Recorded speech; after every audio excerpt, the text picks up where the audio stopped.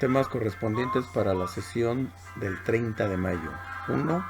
Revolución Mexicana. 2. Huelgas y represión. 3. Creación de instituciones y desarrollo económico. La Revolución Mexicana fue un conflicto armado iniciado en 1910 y culminado en 1920, que representó el evento social y político más significativo del siglo XIX mexicano.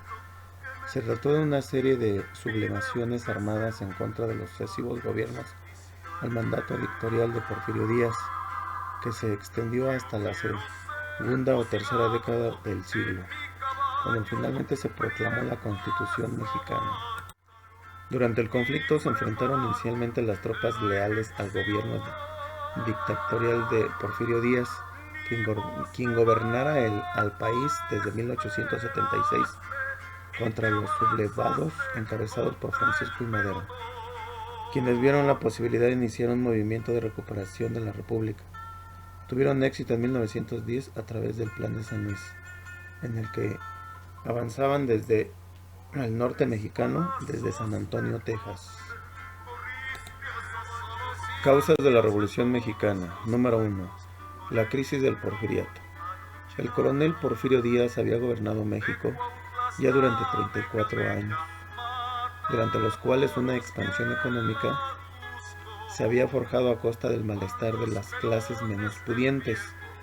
Esto desencadenó en una crisis social, política, económica y cultural que avivó a sus opositores y le restó credibilidad a su gobierno.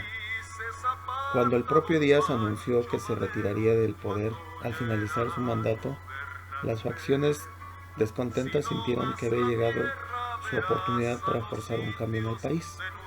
Número 2. La penosa situación del campo.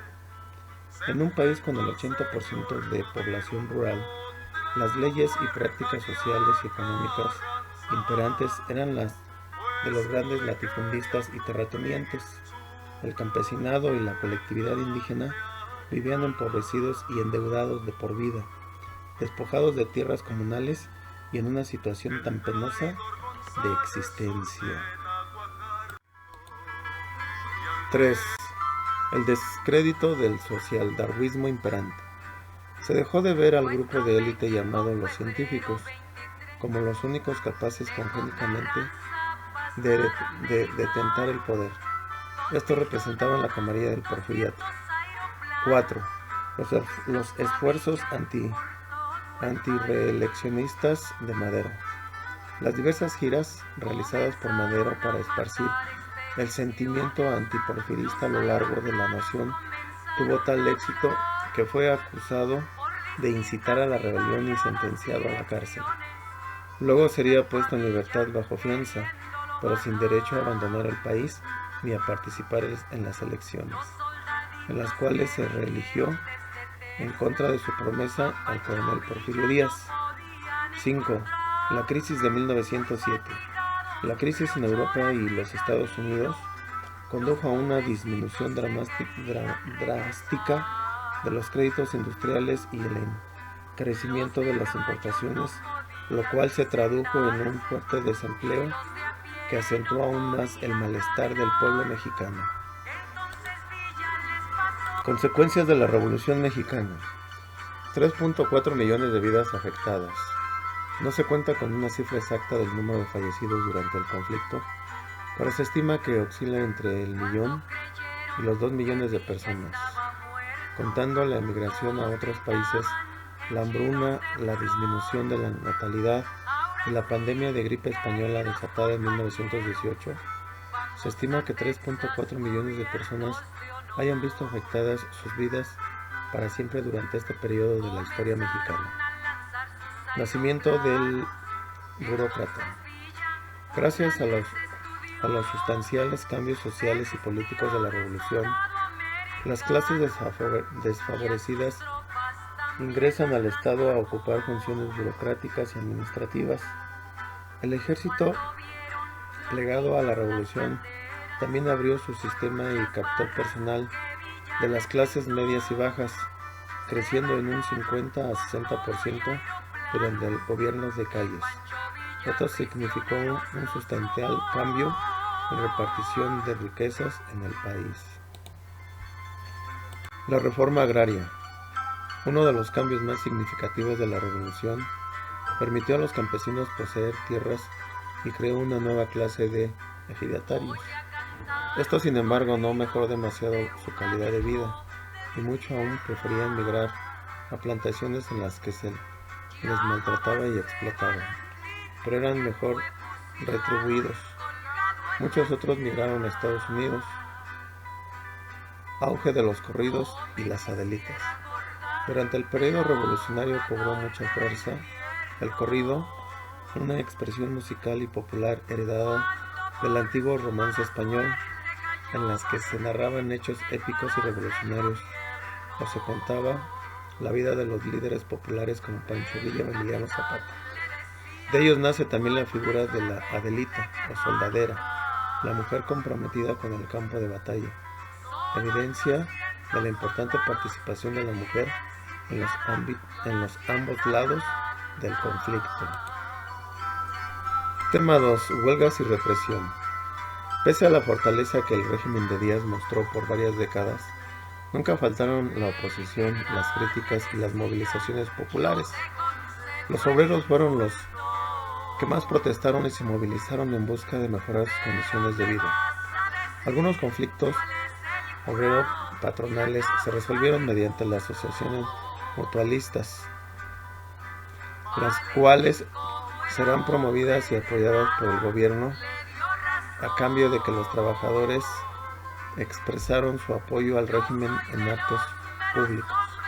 Sin embargo, en la primera década de 1900, la estabilidad política y social comenzaba a fracturarse, pues cada vez se evidenciaba más el descontento de los distintos estratos sociales a escala regional.